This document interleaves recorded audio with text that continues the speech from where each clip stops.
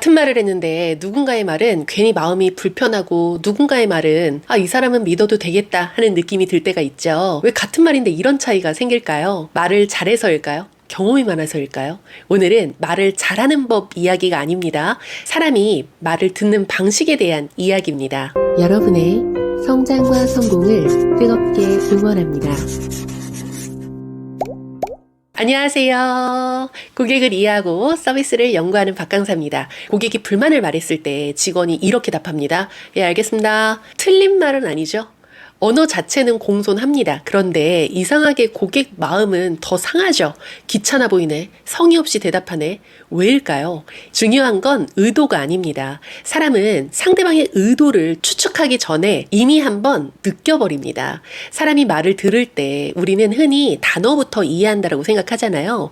그런데 실제로는 순서가 다릅니다. 사람은 말을 들으면 먼저 청각피질에서 소리의 높낮이, 속도, 리듬, 그리고 말끝의 강세와 끊김 같은 음향적인 특징을 처리합니다. 이 정보는 곧바로 변연계로 전달이 되어서 이 소리가 나에게 위협적인지 안전한지 혹은 거리를 두고 싶은 신호인지 불편한지 편안한지 정서적으로 먼저 판단합니다. 이 과정이 끝난 뒤에 전두엽을 포함한 언어 처리 영역에서 이 사람이 이런 말을 했구나 하고 의미 해석이 이루어집니다. 즉 사람은 말의 의미를 이해하기 전에 먼저 지금 이 사람은 어떤 상태인가를 듣게 되는 겁니다.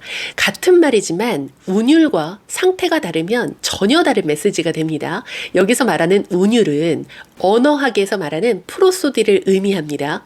프로소디는 문장의 의미를 구성하는 단어가 아니라 그 말을 어떤 방식으로 발화했는지를 결정하는 요소입니다. 높낮이, 속도, 강세, 리듬, 말끝의 처리 방식이 여기에 포함이 됩니다. 이 신호들은 의미 해석보다 먼저 처리되고 청자에게는 정보가 아니라 관계의 태도의 신호를 전합니다. 그래서 운율이란 무슨 말을 했는지보다 어떤 상태의 사람이 말했는지를 먼저 알려주는 신호인 겁니다. 괜찮습니다. 이 말도 마찬가지인데요. 어떤 사람의 괜찮습니다는 안심이 됩니다.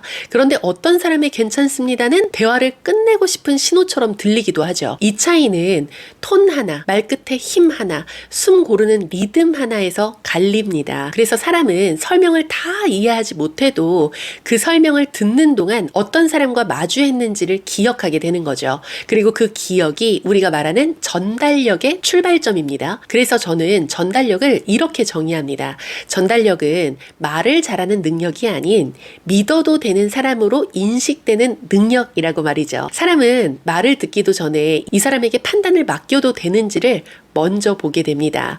여기까지 들으면 이런 질문이 생길 거예요. 그럼 목소리를 연습해야 되나? 톤을 바꾸라는 건가? 아닙니다. 운율은 발성을 반복해서 익히는 문제가 아니라요. 말하는 순간 내가 어떤 상태로 서 있는지 조정하는 문제입니다. 사람의 운율에는 지금 이 사람이 급한지, 귀찮은지, 방어적인지 아니면 함께할 준비가 되어 있는지 이 내적 상태가 그대로 드러나는 것이죠. 지금은 이 상품 안 하셔도 됩니다. 이 말은 대화가 거의 없는 상태에서 들으면 이렇게 느껴지죠. 팔기 싫은 건가? 대충 넘기려는 건가? 그런데 충분히 설명했고 기준을 정리해주고 함께 고민해준 사람이 같은 말을 한다면 나를 배려해주는구나. 이 사람은 내 편이네. 같이 느끼죠. 그래서 운율을 바꾸려면 말을 고치기 전에 상태부터 조정해야 됩니다. 사실 운율이라고 하면 복잡해 보이지만 실제 현장에서 관리해야 할 지점은 딱 3가지만 보시면 되는데요. 첫째, 말의 속도. 불안하거나 책임을 피하고 싶을수록 사람은 말을 빨리 끝내고 싶어 합니다. 예, 알겠습니다. 바로 처리할게요. 속도가 빨라질수록 상대는 이렇게 느낍니다. 나를 빨리 보내버리려고 하는구나. 대충 넘기려고 하는구나.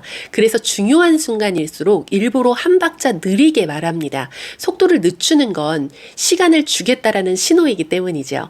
두 번째, 말끝의 힘인데요. 운율에서 가장 강력한 신호는 문장의 끝입니다. 예를 들어서 확인해 보겠습니다. 한번 알아볼게요. 이 말들은 내용보다 말끝에서 책임이 빠져 있죠. 반대로 말끝을 단단하게 맺으면서 책임을 남겨주는 말을 같이 넣어주시는 것도 중요한데요. 확인해서 오늘 중으로 말씀드리겠습니다. 이 부분은 제가 정리해서 다시 안내해 드릴게요. 운율을 관리하는 것이란 말끝에 책임을 남기는 것입니다. 세 번째, 말 사이의 여백인데요. 운율이 무너질 때는 대부분 말이 많아집니다. 설명을 덧붙이고 변명하고 말을 채우려고 하는데 신뢰가 느껴지는 말에는 말의 양이 많은 것이 아니라 말과 말 사이에 여백이 생깁니다. 즉 이런 느낌을 주는 건데요. 나는 급하지 않다. 당신의 반응을 보고 있다. 그래서 운율이 안정된 사람들은 말을 많이 하는 것이 아니라 오히려 숨을 고릅니다. 아우 죄송합니다. 안 됩니다. 보다 그 부분 많이 답답하셨을 것 같아요. 다만 이 상황에서는 이 기준을 넘기기 어렵습니다. 같은 내용인데요. 먼저 상대를 안정시키고 그 다음에 기준을 전합니다. 운율을 관리한다라는 건 말을 잘하려고 노력하는 것이 아니라 사람을 대하는 태도를 정리하는 일이거든요. 속도를 조금 낮추고 말끝을 가볍게 흐리지 않고 말 사이에 잠깐의 여유를 남겨주는 것. 그 순간 사람은 말을 이해하기보다 사람을 느낍니다. 그리고 그 느낌이 신뢰가 되는 것이죠. 운율은 기술이 아니라 태도의 결과인 것입니다. 그 태도는 말투에서 가장 먼저 드러납니다. 지금까지 여러분의 성장과 성공을 뜨겁게 응원하는 박강사였습니다. 감사합니다.